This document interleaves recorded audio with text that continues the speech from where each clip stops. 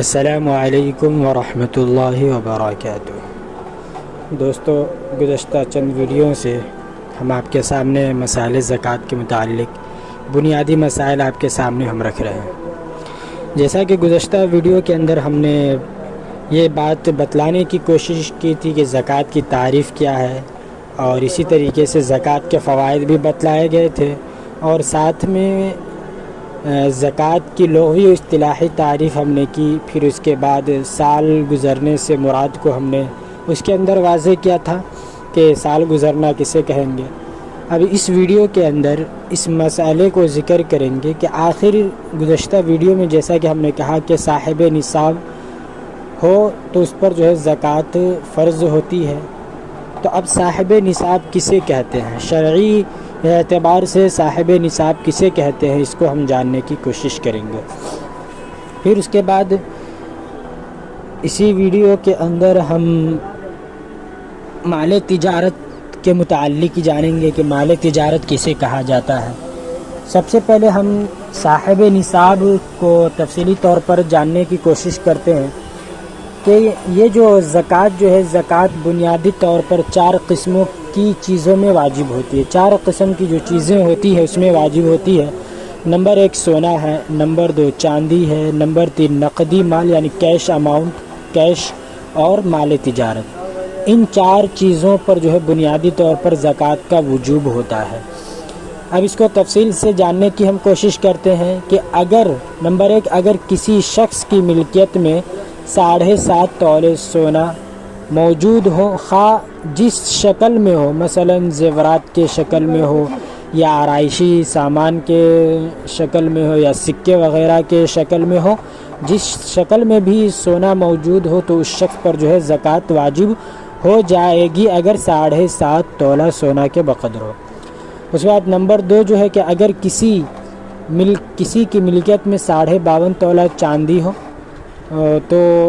خواہ وہ جس شکل میں بھی، ضروری نہیں ہے کہ وہ زیورات ہی کی شکل میں ہو، یعنی کسی بھی شکل میں ڈلی یا آرائشی سامان یا سکے وغیرہ کے شکل میں بھی اگر 52 تولہ چاندی اگر موجود ہے تو اس شخص پر بھی زکوٰۃ واجب ہوگی۔ نمبر 3 اگر کسی کی ملکیت میں سونے کی مذکورہ مقدار یعنی جو اوپر ہم نے ذکر کیا، یا چاندی کی مذکورہ مقدار جو ہم نے ذکر کیا ہے نہ ہو، لیکن اس کے مقدار کے بقدر کسی کے پاس کیش اماؤنٹ ہے لیکن اس مذکورہ مقدار سے کم ہو، تو اب دیکھا جائے گا کہ اگر اس کی ملکیت میں 4 چیزیں جو ہے، سونا ہے یا چاندی ہے یا نقدی اور مال تجارت یعنی کیش ہے، موجود ہیں یا ان میں سے بعض موجود ہیں، اور ان کی مجموعی قیمت اگر 52.5 تولہ چاندی یا 7.5 تولہ سونا کی قیمت کے برابر اگر ہو جاتی ہے تو اس شخص پر بھی زکوٰۃ واجب ہو جائے گی۔ تو اگر کسی کے پاس صرف 52.5 تولہ چاندی ہے یا 7.5 تولہ سونا ہے، اور اگر کسی کے پاس 52.5 تولہ چاندی نہیں ہے، صرف 7.5 تولہ سونا، پھر بھی اس شخص پر زکوٰۃ واجب، یا اگر دونوں میں سے کوئی چیز نہیں ہے لیکن اس شخص کے پاس اتنا کیش اماؤنٹ ہے یا اتنا مال تجارت ہے جس کی مقدار 52.5 تولہ چاندی کے بقدر ہو جائے یا 7.5 تولہ سونا کے بقدر ہو جائے، تو اس شخص پر بھی زکوٰۃ واجب ہوتی ہے۔ ضروری نہیں ہے کہ اس کے پاس سونا ہو یا چاندی ہو، اس کی کوئی ضرورت نہیں ہے۔ تو وہی بات میں ابھی کہا کہ اگر کسی کی ملکیت میں سونے کی جو مقدار ہے یا چاندی کی مقدار نہ ہو، اگر ہے لیکن اس مذکورہ مقدار کسی کے پاس اگر 52.5 تولہ چاندی سے کم ہے یا 7.5 تولہ سونا سے کم ہے، تو اب اس کی جو ہے ہم قیمت نکالیں گے، اگر اتنا جو ہے حساب لگایا جائے گا، وہاں تک پہنچ جائے گا تو پھر بھی اس شخص پر زکوٰۃ واجب ہو جائے گی۔ تو یہ چیزیں ہیں کہ اگر کسی کے پاس سونا ہے، چاندی ہے، نقد مال یعنی کیش ہے یا مال تجارت ہے، تو ان تمام چیزوں پر جو ہے زکوٰۃ واجب ہوتی ہے۔ پھر اس کو ایک اچھے انداز میں آپ کو بتلاتا ہوں کہ اگر سونا 7.5 تولہ ہے تو پھر بھی زکوٰۃ واجب، چاندی اگر 52.5 تولہ ہے پھر بھی زکوٰۃ واجب۔ اب دوسری بات کہ اگر کسی شخص کے پاس سونا نہیں ہے، چاندی ہے 52.5 تولہ، زکوٰۃ واجب ہوگی، یا سونا ہے لیکن کم ہے، 7.5 تولہ نہیں ہے، لیکن چاندی ہے، کچھ چاندی بھی ہے تو اب سونا اور چاندی کو ملایا جائے گا. اگر اس کی مقدار بھی اگر چاندی کی قیمت 52.5 تولہ چاندی کی قیمت کے بقدر اگر اس کی قیمت نکل جائے گی تو اس پر زکوٰۃ واجب. یا مثال کے طور پر اگر کوئی ایسا شخص ہے جس کے پاس نہ سونا ہے نہ چاندی ہے بلکہ اتنا کیش اماؤنٹ اس کے پاس ہے کہ اگر اس کو 40 50 60 ہزار اس کے پاس ہے اور دیکھا جائے گا تو مارکیٹ کے اعتبار سے ہر سال جو ہے چینج ہوتا رہتا ہے سونے اور چاندی کی جو قیمت کے اندر تبدیلی آتی رہتی ہے. تو اگر 52.5 تولہ چاندی یا 7.5 تولہ سونے کے بقدر اس کی قیمت اگر پہنچ جاتی ہے تو پھر بھی جو اس کے پاس کیش ہے وہ اگر قرض کے اندر مبتلا نہیں ہے قرض کو چھوڑ کر تو اس شخص پر جو ہے زکوٰۃ واجب ہوگی. تو خلاصہ کلام یہ ہے کہ بہر صورت جو ہے زکوٰۃ واجب ہوگی چاہے پورا سونا 7.5 تولہ ہو یا 52.5 تولہ چاندی ہو یا دونوں میں سے کچھ نہ ہو لیکن مال تجارت اتنا ہو یا کیش اماؤنٹ اتنا ہو کہ جو 7.5 تولہ سونا یا 52.5 تولہ چاندی کے بقدر پہنچ جائے گا تو اس شخص پر جو ہے زکوٰۃ واجب ہو جائے گی. اب اوپر بات آئی مال تجارت کی. تو مال تجارت کسے کہیں گے؟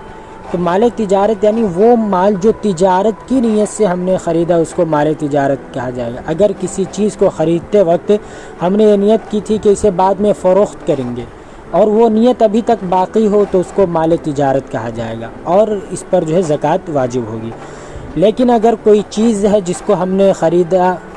اس کو استعمال کی نیت سے خریدا ہے اور اسے جو ہے آگے فروخت کرنے کی نیت نہ ہے یا اس وقت تو فروخت کرنے کی نیت تھی جس وقت ہم خریدے تھے اس وقت فروخت کرنے کی نیت تھی لیکن بعد میں نیت کے اندر تبدیلی آ گئی تو ایسی چیز جو ہے یا ایسا مال جو ہے مال تجارت میں شمار نہیں ہوگی. تو اس کو بھی آسان انداز میں جو ہم سمجھتے ہیں کہ نیت ہونی چاہیے کہ خریدتے وقت ہم نے کسی چیز کو ہم نے کوئی مال خریدا اس وقت نیت ہو کہ اس کو ہم بیچیں گے فروخت کرنے کے ارادے سے اور اسی نیت کے ساتھ ابھی تک وہ باقی ہے تو ایسے مال پر جو ہے زکوٰۃ واجب ہوگی. لیکن اگر خریدتے وقت ہم نے نیت کی تھی کہ اس کو فروخت کریں گے لیکن اب جو ہے نیت کے اندر تبدیلی آ گئی کہ نہیں اس کو ہم استعمال کریں گے تو اس پر زکوٰۃ واجب نہیں. یا اگر بیچنے کے نیت سے ہم نے نہیں خریدی لیکن بعد میں جو ہے بیچنے کی نیت آئی تو اس پر بھی زکوٰۃ واجب نہیں ہوگی تو اس کو مال تجارت کہا جاتا ہے. تو بہت ہی آسان ہے یہ صرف تھوڑا سمجھنے کی بات ہے. مال تجارت یا زکوٰۃ کے جو مسائل ہیں وہ تھوڑا ڈیفیکلٹ ہے لیکن اگر دماغ سے سوچا جائے گا تو سمجھا جائے گا تو بہت ہی آسان ہے. تو مال تجارت کے خریدتے وقت بھی نیت ہو اور بیچنے تک اس